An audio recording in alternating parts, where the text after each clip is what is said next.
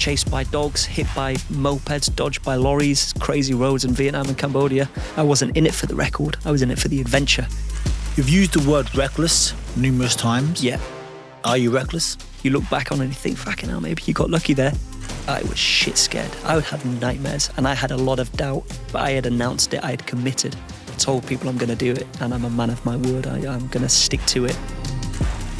And I was picturing every worst case scenario. There's going to be wolves, expect to be attacked. There's going to be blizzards, expect them to be the biggest and the baddest. Not because I wanted to face the biggest, but if I was anticipating worst case scenario and worst case was unfortunately bound to happen, at least I would have been mentally prepared enough to tackle it. There was no evacuation plan. I didn't believe I could survive long enough for my local agent to pick me up and get me out. It was do or die at that point.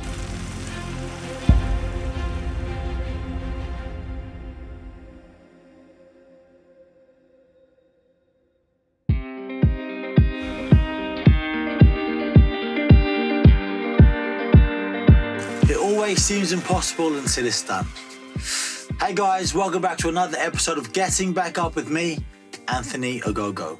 In this podcast, I'll talk to inspiring people that have done amazing things in both their life and or career, but only after suffering massive setback and adversity. If you know me, you know that I love a good quote. I love the meanings behind the quote. Now, the quote I started with today, it always seems impossible until it's done. Those words were made for today's guest. Ash Dykes is a legend. I'm sure he's going to blow up in the next couple of years. If you haven't heard of this guy, I promise you will. He's an adventurer. He's an extreme athlete. He set not one, not two, but 3 world first records. A world first record. That means the records he set have never been done before or since. Ash, he crossed Mongolia in a world first record. He went through Madagascar in his second world record, and most recently he trekked the whole length of the Yangtze River, which is the 3rd longest river in the world.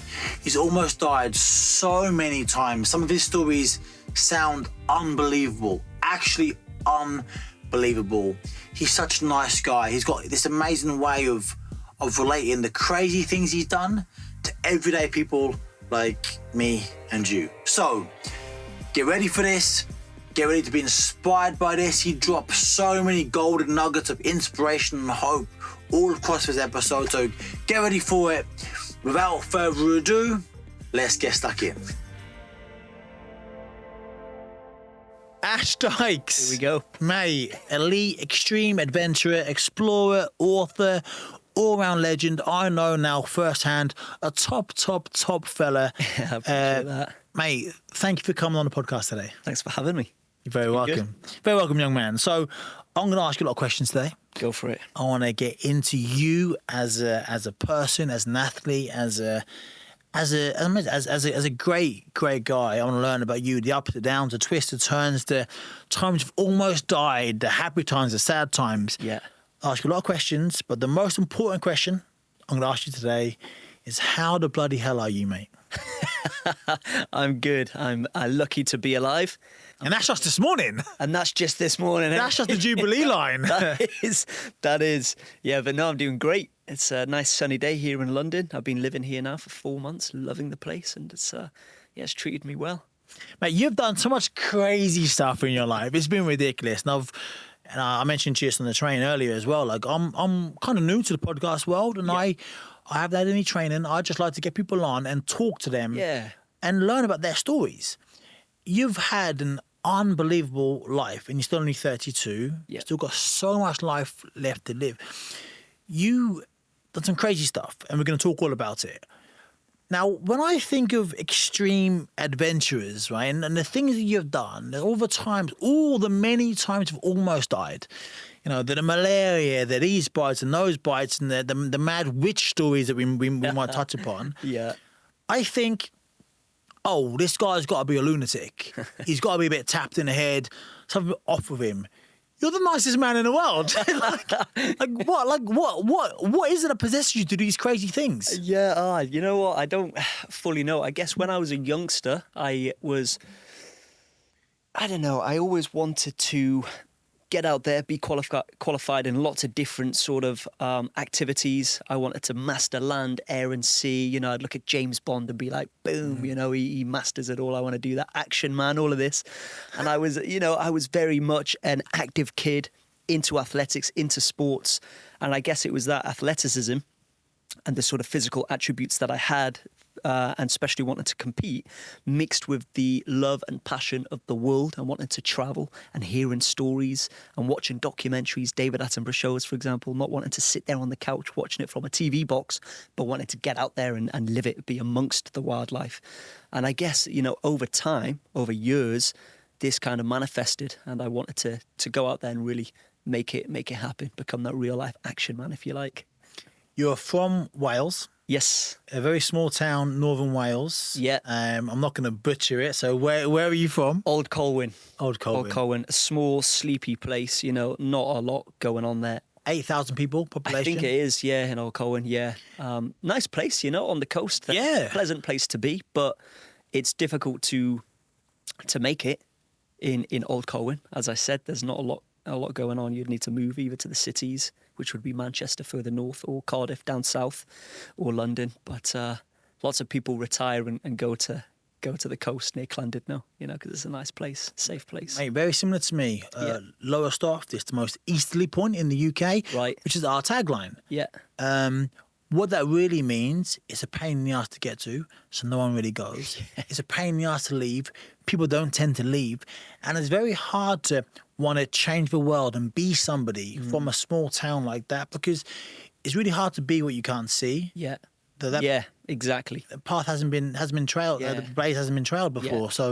Yeah. So the trail hasn't been blazed before. Yeah. So coming from where you come from, did you make it? And I think, mate, three world first records. You've made it, you know, and there's still a lot to achieve left, and you will, I'm sure, achieve everything you want to achieve in your life. But becoming this legend that you are now, did you become that because of where you came from, or in spite of where you came from?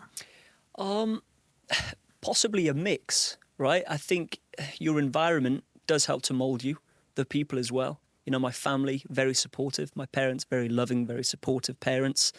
Not financially, but in ways that they'll support me emotionally. The way in where it's needed, the important stuff. Yeah, money's money, but love and support is exactly. That's difference making. Yeah, and they would always say that, you know, you can do what you want to do, but no one's going to help you. You've got to do the hard work yourself. So I learned that from a young age. You know, I learned that, okay, if I want something, no one's going to fucking give it to me. I've got to put in that effort, put in those hours, put in that grind and achieve it myself. And I think that was important, you know. And you've really taken that on. You've really done things yourself. Yeah. Which we'll hear about later. So growing up in a small town in North Wales, you said you liked sport. You were good at sport. Yeah. What kind of sport do you do? I was doing a bit of everything, you know. I was football, athletics, from cross country. That was probably my number one. I could run for miles, you know. Javelin, shot put, the lot. I was very competitive. Rugby as well. Not a big build, but I used to love rugby, you know, run down the wing there. I used to get involved in everything. I was very much a kinesthetic learner. You know, I would be very practical, very physical, learning from hands-on experience rather than being in the classroom and then learning from the tutors sort of teaching me their ways and their life lessons. It just went in one way, out the other. And I didn't really know that in school growing up. I just thought, why is everyone paying attention? Why are they finding this interesting? What are they learning from this? You struggled. Did you struggle to learn? I would say I struggled to sit still. Okay. Yeah, I would take it in, and, you know, I learned enough to pass my exams to get me onto college. But I would say it was when I went to college that I then was starting to learn more of that way of learning from a kinesthetic point of view. You know, I'd be almost in the theory. I would be getting the theory done, scraping by with a pass just to get that out of the way. And then when I was in the mountains, when I was winter mountaineering, when I was doing the physical, sort of the rock climbing, that's when I really thrived.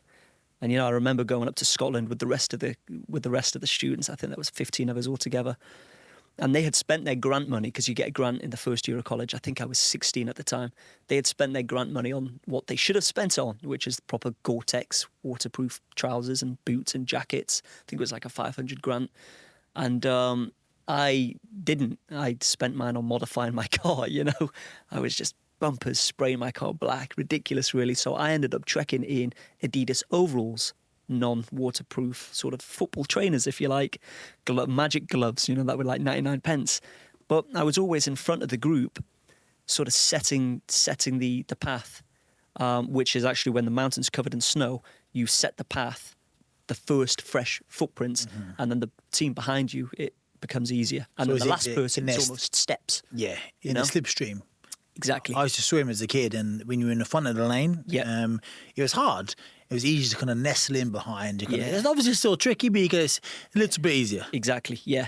And I found that they were just complaining. They were miserable. And I was like, okay, they thrived in the classroom, but they're not thriving out here. Yeah. Whereas it was the opposite. I was cold. It was pretty miserable. It was Ben Nevis, -10, -15. But, you know, I was setting the pace, 16, 17 years of age, still smiling. I was just like, And I think it was in college that maybe I was learning to then push myself even more. And I got curious about the world, curious about myself. How far can I go? Just from little stuff like that, like Ben Nevis, you know? It was I was going to ask, when did you realise there's a way bigger world out there than Old Colwyn?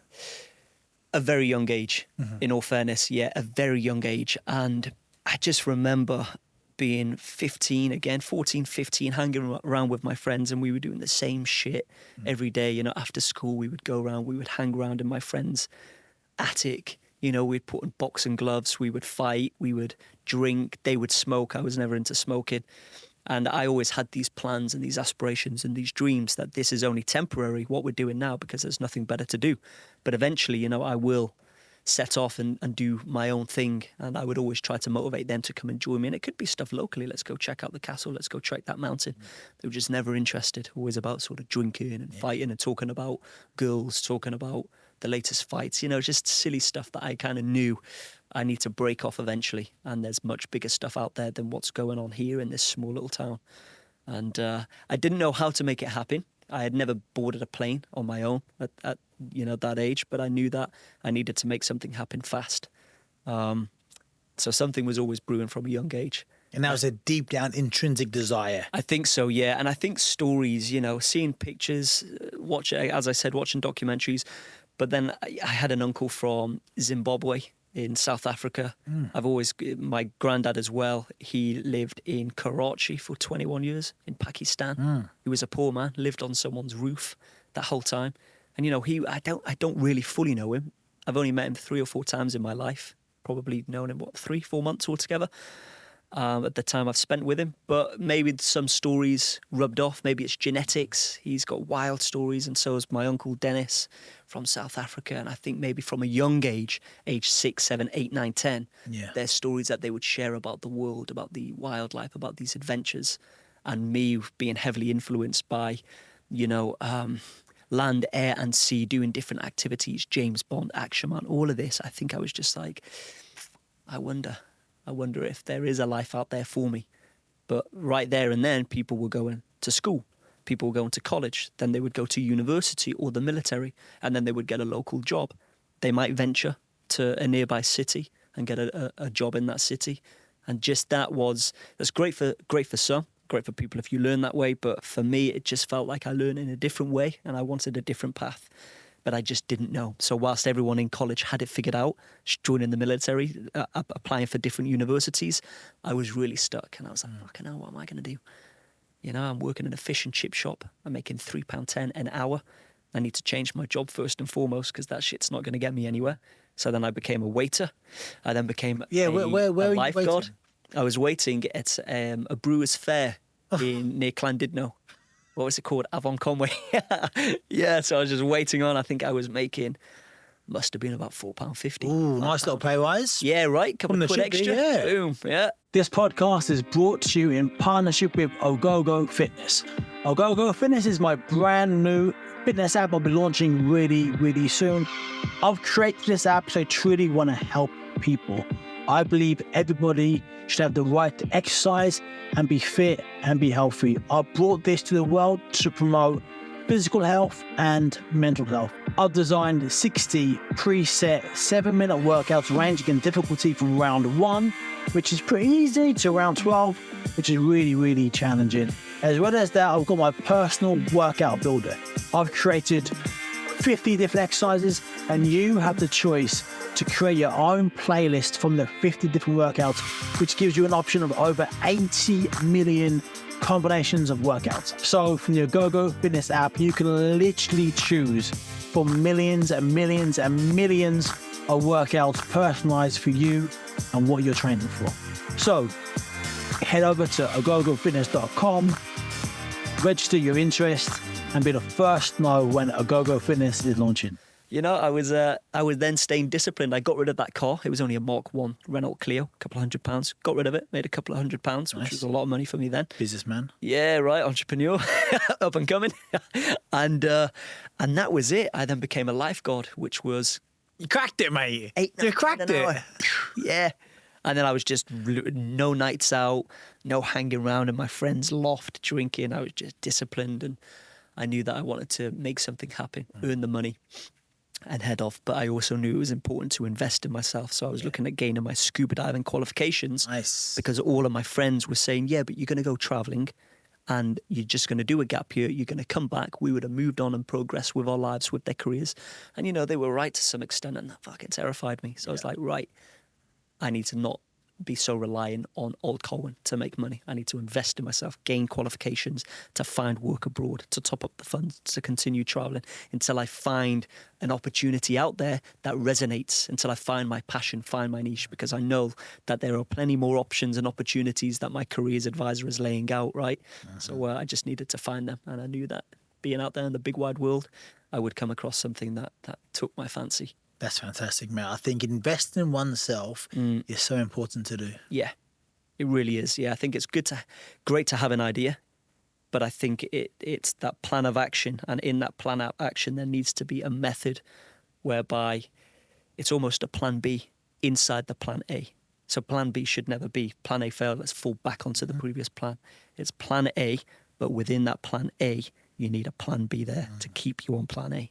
And that was my way of, you know, not coming back and working in a fish and chip shop, but finding abroad as a master scuba diving instructor. And for those that people that do work in fish and chip shops or are waiters and stuff, nothing wrong with that. No, there's nothing wrong. That's great for them. If that's what they like to do, then that's great. I'm sure people do that and they're very, very happy. Yeah. But people like yourself, people like myself, you have that desire to break out and do something a bit different. Yeah.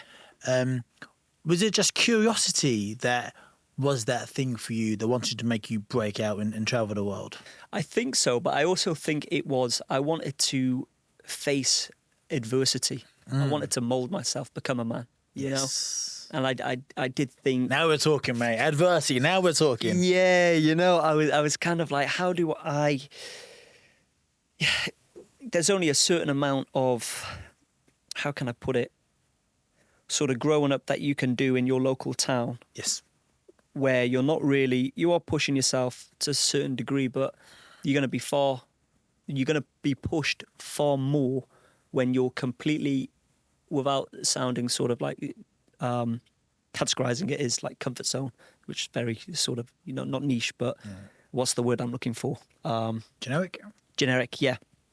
I wanted to push myself in a way that I really would not know how I would feel. Yeah. You know, I wanted to face situations and scenarios that were embarrassing, that were dangerous, that were, you know, borderline near death, that were life-changing, that would develop me as a person, that I would learn from, which would ultimately make me a better man when I come back. And, you know, and I didn't know what I was going out to. I went off traveling and, you know, I wanted to learn from the locals, learn from different cultures, learn from different traditions, learn about myself, learn about the world. But ultimately, I didn't know where that was leading to, but I knew that it would put me a step ahead so that when an opportunity did arise, whatever that might be, I might be slightly more better prepared and ready for that opportunity now that I've left, rather than, you know, staying at home, not really pushing, not really challenging myself, mixing with the same frame of mind, mixing with the same friends and work colleagues, you know. It just wasn't for me.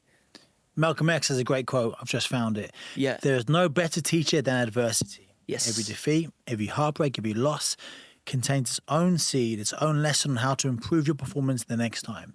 the next time. There's always another one. There's always the next time. Yeah. Mate. And when I hear you talk, mate, you said so much just then. It's like you're such an inspiring man. When I heard you talk, I think of the hero story where the hero, they go out and they find challenge and they find adversity and they struggle. They go again and they struggle. Then they achieve. Then they come back home and they share their story. And that's what you do. It's like you are the hero story. You go out and you face these difficulties and you challenge and you struggle, but you overcome, you improvise, adapt, overcome, you come back and you do the rounds doing podcasts and you've got books out and you share your experiences for people for their benefit. I love that, mate. Awesome. Yeah, appreciate that. What a legend. Yeah. But what really fascinates me about you, right? You've got so many amazing things to your name, so many credits to your name. But what really, really, really impresses me is you don't just, I don't want to say just. If you break a world record, that's unbelievable. If you break a record, unbelievable, Yes. right? That's amazing. Sure, yeah. A Guinness World Record, goodness me. I mean, I'd love to have one before I die. I don't know what it's going to be in now, but I'd love to have one. There we go. Set. But you are the first person to do it. Not just breaking a record, but being the first person to set a record. Like, until you do it, it's impossible. Never been done before. Yeah. Then you have an idea in your head, oh, I'm going to do this, no matter how hard it is, how long it's going to take, how much you almost nearly die, you're going to do it. And you've had 3 of those, 3 Guinness first world record. Amazing, mate. So just tell me about that. I mean, having the idea coming to fruition and going out and executing it. Yeah, man. Yeah. So effectively, to run it back, I obviously worked in the fish and chip shop, worked as a waiter, lifeguard. I was pretty much trying to save as much money as I possibly could. I also met a friend in lifeguarding who said he wants to come traveling with me. So we had this sort of spider diagram. We had this list of lots of sort of achievable goals, steps that we needed to take ultimately to achieve the final step, which was to travel. And fast forward 2 years, at age 19, me and my friend Matt finally left. And the first destination we went to was China. And we were in China for about 2 weeks. Let's rewind a little bit. Yeah. So normally when you leave Yes. the UK, France Yeah, right. is a pretty solid destination. You can speak a bit of Ease your English. way in nicely. Ease your way in. It's different, but not too different, you know. Maybe Holland, right? Maybe you want to be a bit cheeky and go to Spain. I've been to China. It's so different. Why China? It is, and it's because of that, because of how different it was. I thought, what will give us that real culture shock? Where can we go to as a country that is completely different to the UK? And this was the first time you'd left the This UK. was the first time that I'd left the UK on my travels. Yeah. I'd done family holidays when I was younger, Europe, America, but never Asia, never China. And so me and my friend boarded the plane, age 19, just late teenagers, you know. Backpacks, that's it. We set off for 4 years was our initial plan, you know. Wow. What? So as a teenager, 19 years old, when I was 19, Yeah. I thought I was a man. I thought I'm a geezer, I'm a man, Yeah. I know this, I know that. In reality, looking back, I was a baby. Yeah. I looked like a baby. Yeah. I thought like a baby. And for me, I became a man when I was 23. And my mum was very ill. And the Olympic Games, so those 2 things made me become a man. You at 19, where are you in your evolution from being a boy to a man? I felt I was a boy. I always told myself I will leave a boy, I will come back a man. But you know, I was sort of arrogant in a way, confident. I had this sort of confidence that it was not necessary because what could I be confident? I hadn't achieved anything at that stage. I think it was just the state of huge enthusiasm that I had. I was very excited, very enthusiastic about what I was planning, what I was attempting. And it felt like I had cut away. I'd done something sort of very unorthodox that people don't really do. And I didn't know what I was flying into. When I left for China, we had a rough itinerary of where we would go, but we didn't really know what would happen. We had few things on the bucket list that we wanted to tick, but we didn't know what we would really experience. Which were some of the bucket list items? Some of the bucket list was the Great Wall of China, the world's highest bungee jump, eating tarantula, visiting Angkor Wat. Yeah, you know, all of this sort of weird, wacky stuff. And then going over to Australia, you know, topping up the funds, working as a fruit picker, you know, and we knew that it was going to be cheap. We literally left on a shoestring budget. I think we had, at that stage, we had saved £10,000, but to last us 4 years of traveling. So we went out there with the intentions of, let's not spend any more than £1 on food. Let's not spend any more than £2 on accommodation. And we were legitimate. You know, I remember my sister invited me out for her birthday meal, and I went there and I lied at the dinner table and said that I had eaten. I was starving. But the restaurant that she chose, it was like £12 to £15 for a meal. That, for me back then, was How a dare lot. she? Yeah, I was like, that could get me a whole week accommodation in Thailand. What are you thinking? So I didn't. I was like, oh no, but if you don't finish your food, I'll be here. I did. I ate their leftovers. That's how sort of disciplined I was to save the money. So shoestring budget, and I went out to effectively, the great unknown for me. I had never done anything like this before, and but when I first arrived, I guess I adapted pretty fast. After 2 weeks, I already found I was on the beaten track. I was on touristic buses going to the Great Wall of China. Sort of university students on their gap year talking about when they go back to uni in America or the UK, what they're going to do. And I was just like, I want to mix with the locals. I don't want to have, like, it's great because I'm meeting people from all over the world. Some of them became friends, probably for life. But I was in China. I don't want to meet people who were going to university in Manchester when I've just flown all the way to China. Yep. I don't want to watch the movies in the hostel because they all sort of go out, they drink, they're hungover, then they whack on a movie. And I love that saying off The Beach, the movie The Beach, my favourite film of all time, is people end up travelling thousands of miles just to wind up doing the same damn thing. And I'm like, yeah, I don't want that. And after 2 weeks, I felt like I was in it.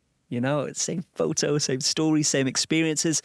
And then we went down to Cambodia. Me and my friend, we were sulking on the Mekong riverbank because we'd spent more money than we anticipated. We were drinking a Dr. Pepper, eating crisps. And I was just like, what the fuck are we doing? We came out here to travel, to adventure. We didn't come to do all of this sort of stuff, and we've spent way more money than we anticipated. I said, let's just do something different. And he was like, yeah, but what? And I was just like, I don't know, man. Let's just get the most ridiculous and cheapest bicycles that we can find. Let's just cycle the entire length of Cambodia and Vietnam. I mean, that's so different. That's so different. Right? So why does your brain go there?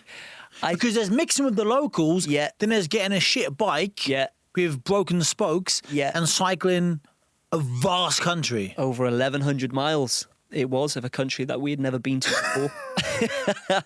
And I think it was, one, to get away from the tourist trap, and two, was to mix and mingle more with the locals. I was in Cambodia. I want to see the Cambodians. I don't want to be traveling. Like, now I get it. Now that I'm older, I understand that whole travel route and why they did it. But I was 19 and I wanted to really be out there, But What did your mate say? he laughed and he said, yeah, but on what bikes? And literally, as he said that, I still remember it clearly. We just heard screeching noises behind us, and what the fuck is that? We turn around and it's this small, skinny, frail old lady on this ridiculous looking bicycle, handlebars all sort of bent, her elbows tucked in. And it looked like a bike that we could afford. I laughed and I said, look, let's just get two of those. Two local Cambodian bikes, traditional Cambodian bikes that old lady's cycling. And let's attempt to cycle the entire length of Vietnam and Cambodia. And he was in? And he laughed. He says, let's do it. And Everyone needs a mate like that. yes. No matter how ludicrous he your was suggestion is, good, let's do it. Yeah.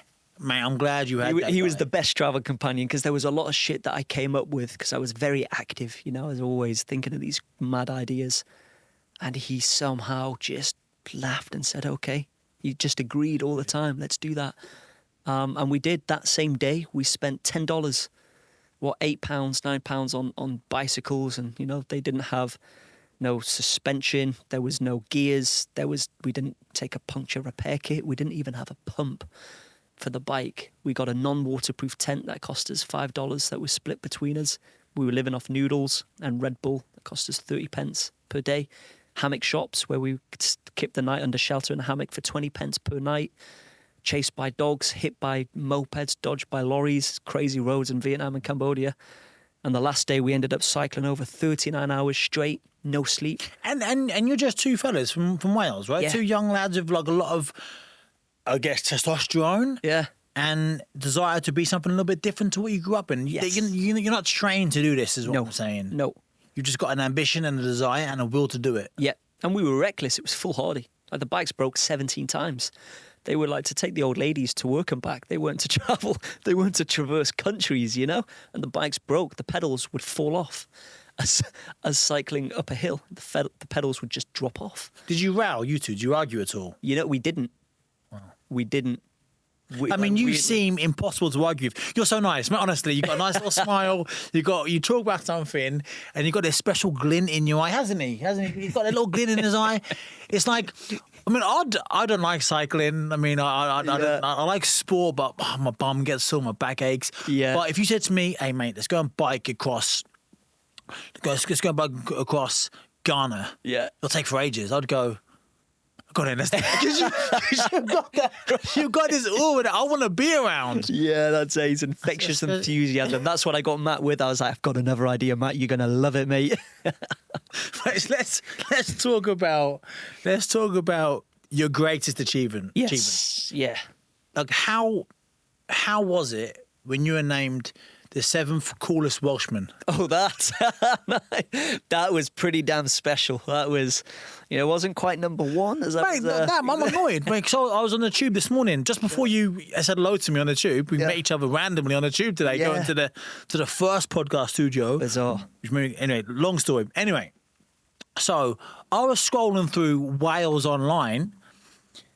And you were announced as the 7th coolest Welshman in the world. That pissed me off. Like, top 3, right? I think top 3. You should be knocking on the door.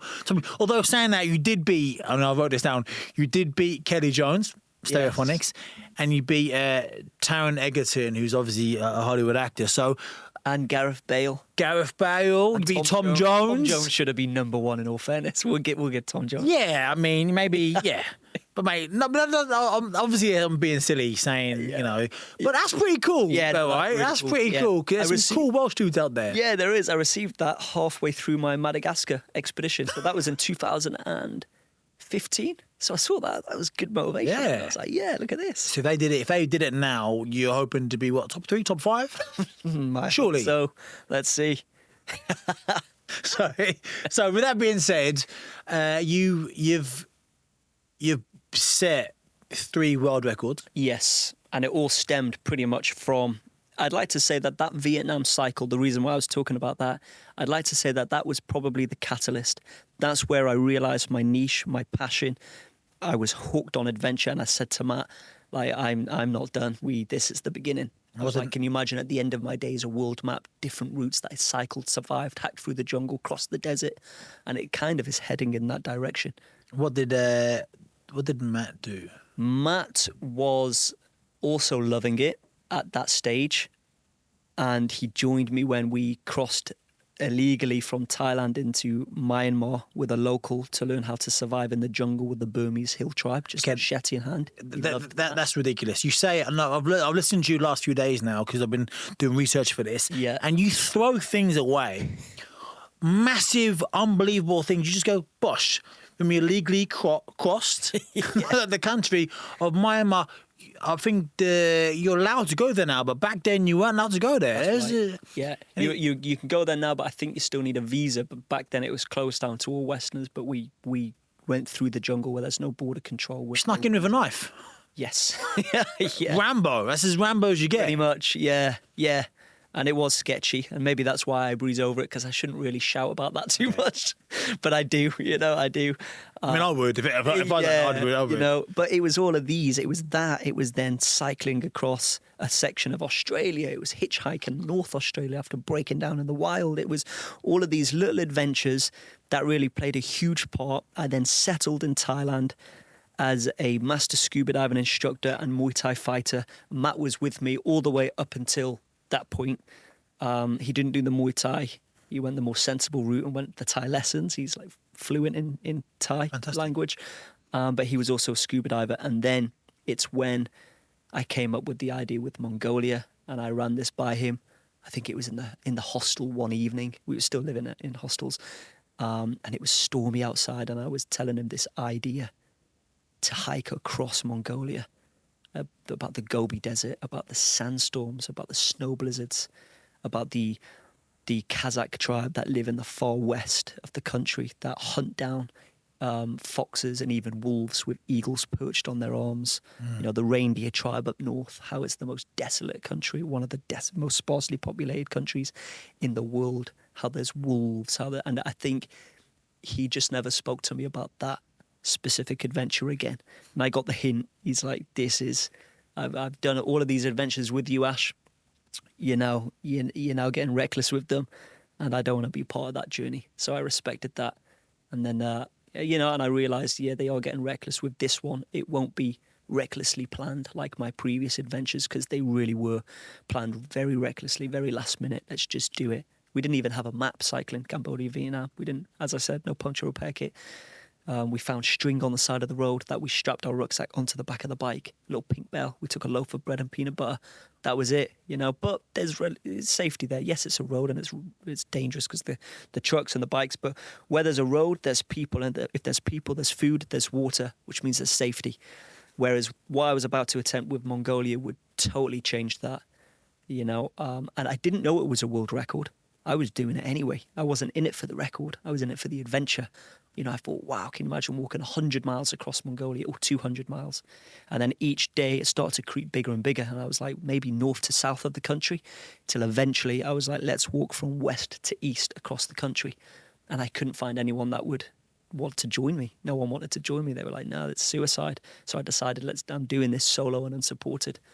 And it was Unsupported, I know it sounds really silly, but I need to ask it. Yeah. Unsupported means no support anywhere. Yeah, no. So there's a few people that say unsupported, and they've got a van following them like 5-10 miles behind. That's not unsupported. That's supported, I believe.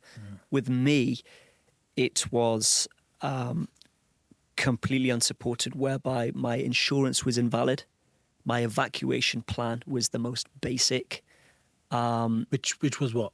Which was if I was in trouble. Scream, help me! Yeah, I had a text-only satellite device with me that I would text my agent in the capital city, Ulaanbaatar, and I'd need to allow at least 3 to 4 days for him to get me and another 2 days for him to get me out to safety. Whereas if I stood on the back end of a snake, 6 days you're talking, it's just not doable. Whereas the previous guy, the first person actually ever to attempt a solo and unsupported trek across Mongolia, he was a soldier, he was a desert explorer, crossed the Sahara Desert. He attempted this 3 times, but was evacuated on all 3 occasions.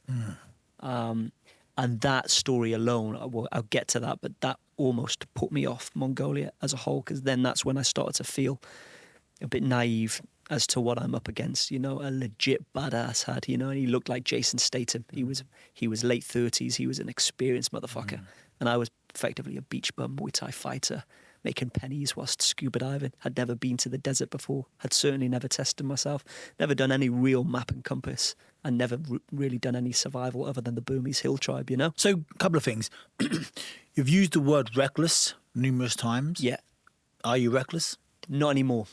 Right now, it's meticulously planned. It's clear attention to detail. It's solid teams in place, a big team around it now. But back then, it was very reckless. But I needed to go there in order to get here. And I'm sure you've experienced yourself along your career. You needed to do some pretty reckless, pretty stupid stuff. You look back on it and you think, fucking hell, maybe you got lucky there. But you had to go there to get here. And it's one of those. Is it age and wisdom?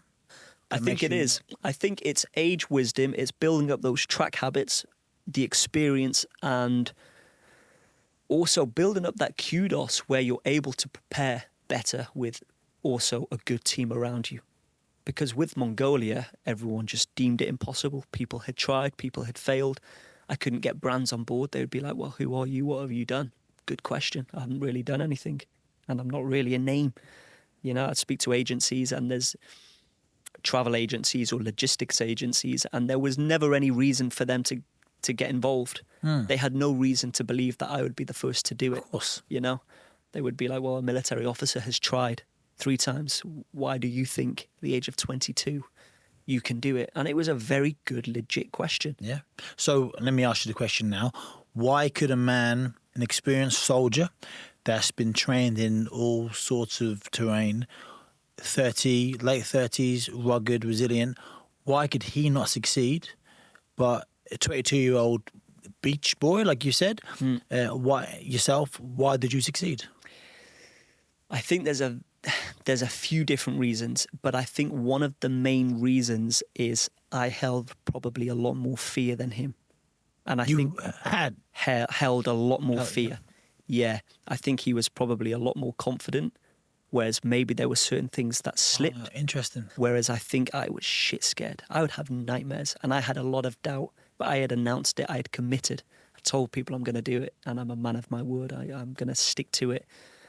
And so that meant that I trained and got all of the logistics in place. And that meant, in a way, it was reckless to some extent with evacuation plan. But I didn't have any other alternative. I didn't have the finance to put in place a better evacuation plan. And the record was to do it solo and unsupported. And all insurance companies don't support solo and unsupported expeditions. So that wasn't an option either. Because the chance of dying is so great. The chance of having to get rescued is such a high. Yeah. Well, that's never been done before. Yeah, they just don't do it. And I tried every insurance company. So did my logistics manager. I really got big teams involved on this one who were helping voluntarily, putting their time into help. I was going to ask. They wanted to help because they saw a young man with a dream and a desire, and they wanted to be involved. And also for your own safety. Because you sound like you were going to do it anyway, whether you had a team or not. Exactly. And much rather you be safe, as safe as one could be, than just being a young kid doing it. It was that, yeah. And I think by the time that as I mentioned, I was a scuba diver in Thailand. As I started to do extensive research, I was trying to team up with the Guinness Book of Records. I was teaming up with the Royal Geographic Society in London, who cover all expeditions, big or small. I had on-ground logistics in Mongolia, which was super important. And I was really getting all of these teams to do extensive research to find evidence to suggest that someone had or hadn't attempted this trip before. And that's how we came across the guy who previously attempted it. And I wrote to him. I sent an email. That's smart. Yeah, a very amateur email, but I wanted to look for the dangers. What do I need to look out for? And he got back and he said, he was a nice guy. And he said, the dangers you've got is the dry wells, the stagnant water, the drunken nomadic drifters, the snow blizzards, the sandstorms. The drunken nomadic drifters. Yeah. Sounds terrifying. Yeah, pretty much, these guys. The wolves. Yeah, the wolves, yeah. And he got back, and then I looked more into this guy, and it's only then when I discovered who he was, what he had achieved, his experiences. I dismissed Mongolia. I put that aside. I was like, maybe do a safer country, more populated country, maybe do a country in Europe. But then, as we spoke about before the podcast, just because no one's found a way to do something doesn't mean it can't be done. I refocused my energy. I thought, with this, if I do the right due diligence, if I plan it, if I train physically and mentally, why can't I achieve this? So I gave up my life in Thailand. I moved back to the UK with no more than £200 to my name. I moved in with my parents. They allowed me back. I couldn't afford no gym membership. My uncle, he's a lorry driver. I said, look, if you're ever at a farm, because he does farm pickups and drop-offs, and you see a tractor tyre, ask the farmer if I can have it. He did. He dropped me off a tractor tyre with a sledgehammer. All of the training for a world first record was done in my back garden in the winter. And I was beasting myself for 3 hours, not because I needed to be physically there, which I did, but I needed to be more so mentally there. And I was picturing every worst case scenario. If there's going to be wolves, expect to be attacked. If there's going to be blizzards, expect them to be the biggest and the baddest. Not because I wanted to face the biggest, but if I was anticipating worst case scenario and worst case was unfortunately bound to happen, at least I would have been mentally prepared enough to tackle it, to overcome it. It's happened. You knew it. Crack on with it. I love that. In boxing, you'd always go in there thinking, this is the second coming of Mike Tyson. This guy, if he punches and he lands, I'm knocked out. Because when you go in there and they don't punch as hard, it's like, oh, that's a little win. Exactly. Yeah. You prepare for the worst and hope for the best. Exactly. And I think that's a good way of living life if you're a certain type of person doing a certain type of thing. Yeah. And I think that's maybe what it potentially was. I think, and maybe it was the fact that I didn't have any options. So at the point where I actually almost lost my life in the desert, there was no evacuation plan. I didn't believe I could survive long enough for my local agent to pick me up and get me out. It was do or die at that point. And this was, so to paint a picture of that particular Mongolia trip, it was a 1,500 mile journey. 3 weeks of that would be in the Altai Mountains. 5 weeks of that would be in the Gobi Desert, and a further 3 weeks would be in the Mongolian steppe. Solo and unsupported. What's this Mongolian steppe? The Mongolian steppe is like rolling hills and fields of grassland. Okay. And because it was solo and unsupported, I couldn't just take a rucksack. I would need to carry a large amounts of water across the Gobi Desert, because there's confirmed and there's unconfirmed water sources in the form of either local communities or mainly wells. So that meant I had to pull a trailer behind me, and that trailer weighed 18 stone, 120 kilograms or 260 pounds. And what do you weigh? About 65? I weigh about 65, 70 Yeah, kilograms. okay. So 10, 11 stone? Yeah. So, yeah, I mean, not quite 2 times your body weight, but, you know. Yeah, probably almost 2 times my body weight when I was in the desert, and I lost maybe 10 Oh, kilograms. wow, yeah, of almost. course, yeah. And so that trailer carried everything that I needed to survive. That was my life capsule. It had weeks worth of ration packs, months worth of ration packs. It had water. Water container on its own was 20 litres, which is 20 kilograms kilos, yeah. already. On an empty Over 3 load. stone. Yeah, and because I couldn't find or partner with a factory to make a carbon fibre sort of factory-built trailer, I contacted a family friend, Paul McDonald, and he built a mild steel trailer in his backyard. Cheers, Paul. Well done, Paul. Which on an empty load, it's already 40 kilograms. It's mild steel, but that meant it was going to be robust. Because if that trailer broke on me, I would be screwed. And when I was in the desert, to speak about sort of no option of evacuation, I think the Altai Mountains was so cold, maybe about minus 15 at times, that I didn't really feel the need to drink water. And then when I broke out into the desert, I was probably already slightly dehydrated. And by the middle of the desert, because it was a 5-week crossing of the Gobi, I started to face severe dehydration. But I now at this point had to ration my water, because there were confirmed and unconfirmed water sources. And if I was to rock up to an unconfirmed water source, I need to make sure I've got enough to last me to that next confirmed water source. But that's easier said than done. It's 40 plus degrees Celsius. There's no shade. There's no clouds going by. There's no trees. There's no breeze. The wheels are now sinking in what is often gravel, but a mix of soft sand. So it's feeling more like 500 kilograms. I'm skinnier. I'm weaker because I've just climbed over the Altai Mountains, over 3,000 meters. And my only shelter or shade that I could find was underneath my trailer. And even the ground, the floor was hot, melting. And the weeks went by, I started to slip severely into heat stroke, which is usually fatal. I could almost feel my organs drying up inside. I've heard you say that. Explain what that means. Explain what you mean by that. I could almost feel, you know, like when you're really dehydrated and you feel it in your mouth, in your throat, it was almost so dehydrated that I could feel it on my insides. I was desperate. Oh, your inside is drying up. I could almost feel that they weren't functioning. Yeah. And I'm very in tune with my body. You know, I could feel that there was just so, and I knew there wasn't something right, but to feel that was you know, horrendous. And at this point, I was sort of hallucinating. I was delirious. And just to remind everyone listening to this, you're by yourself. Yeah, You're by yourself. And I've just super quick like tangent. I've just done Celebrity SAS Who Dares Wins. yeah.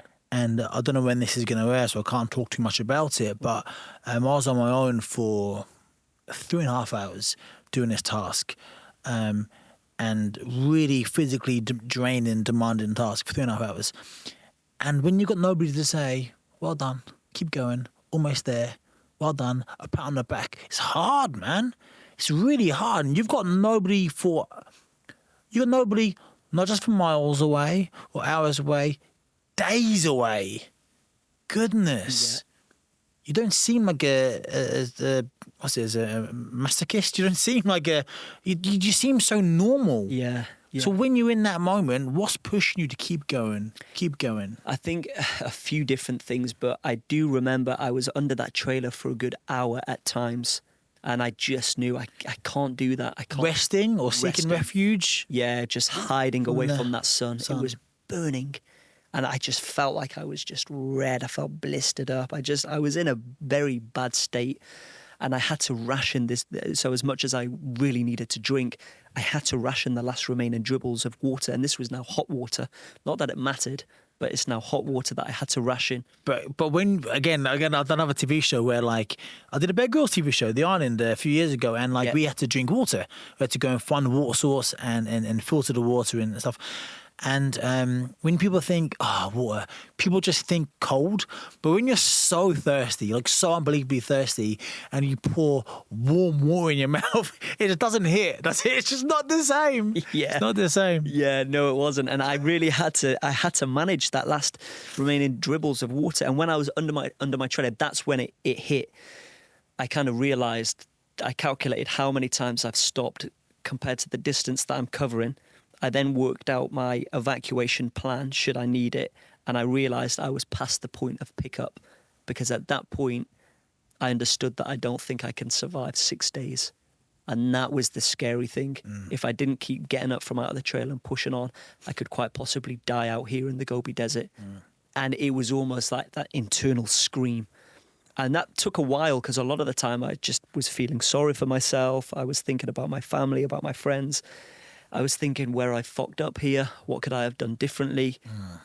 And then there's a continuous internal battle. Yeah. There's conflict in your head. Yeah, there is. Yeah. And then it was at that point I realised that I only have one option. That shook me. I think probably it hit that real internal survival instinct. I think that we all have in the face of death.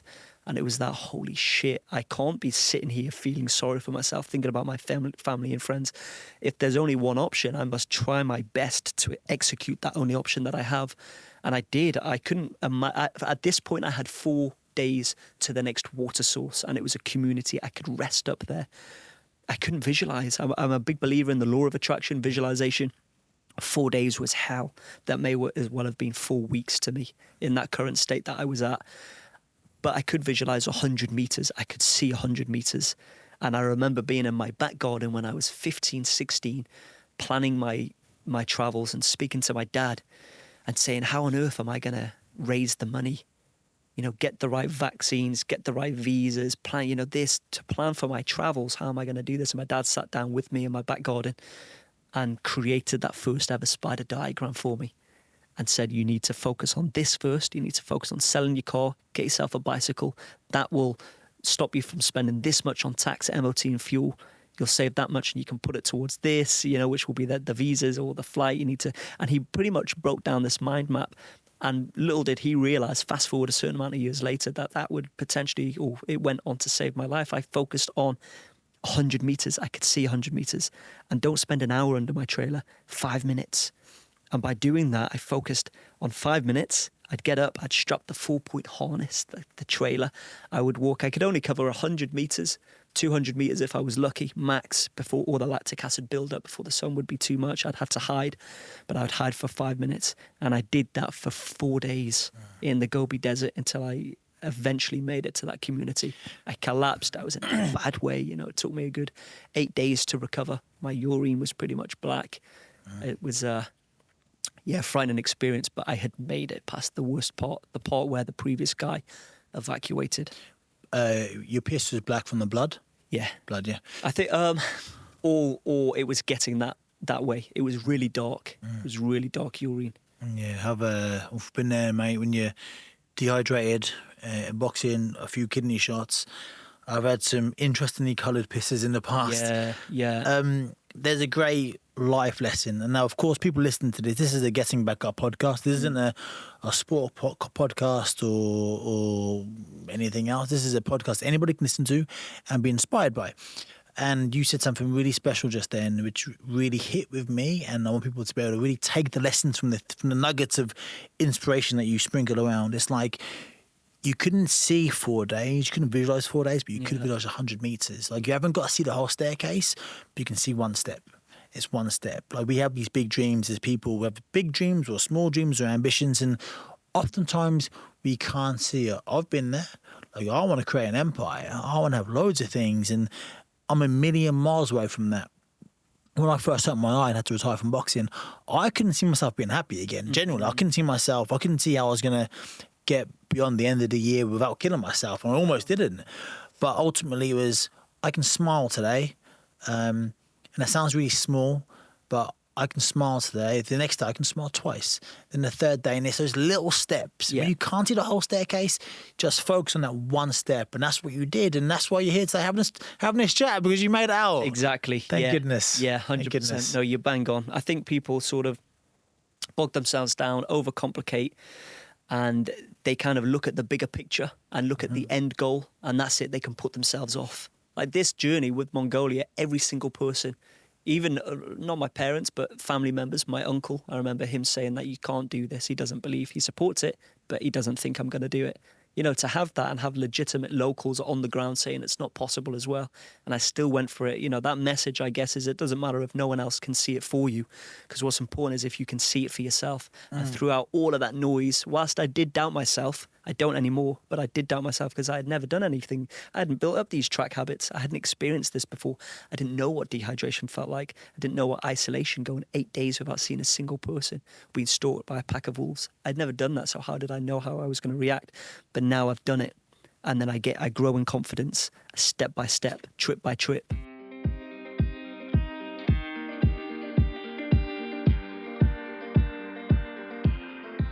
Wow. I mean, what a guy. When I was sitting next to him in the chair and he was telling me his stories, like, I just felt so pumped. And listening back to it again, got all this energy, just listening to the words he says. He's such an inspiring man. A couple of things, lots of things stood out to me. One, I think he was robbed. I think he's much cooler than the 7th coolest Welshman in the world. I think he's much cooler than that. Top 3 for sure. I think when he said I wrote it down, when he said he couldn't see 4 days. He couldn't visualize getting to the next community and being safe, but he could visualize 100 meters.